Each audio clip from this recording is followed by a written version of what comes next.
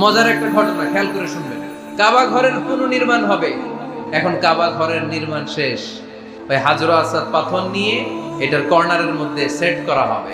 কিন্তু কে রাখবে? কারণ হাজরা আসওয়াদ তো যেন তেন পাথর নয়।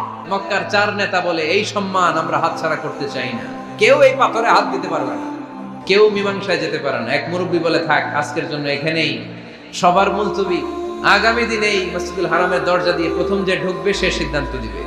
আল্লাহর মেহেরবানি, এর পরের দিন এই পথ দিয়ে ছুটে এসেছে বিশ্বনবী মুহাম্মদ। সবাই বিশ্বনবীকে বললেন এই ঘটনা, কেউ তো পাথর ছাড়তে চায় না। বিশ্বনবী বললেন কই পাথর? জান্নাতারে বললেন, ও জান্নাতা, কাপড়ের 4 কর্নারে তোমরা ধরো। বিশ্বনবী নিজ হাতে পাথরটা নিয়ে কাপড়ের মাঝখানে রেখে দিলেন। এবার বিশ্বনবী আগে আগে যায়, কাবার কাছে যে বিশ্বনবী আবার নিজ হাতে পাথরটা তুললেন, আবার নিজ হাতে কাবার ভেতরে রেখে দিলেন। পড়েন সুবহানাল্লাহ।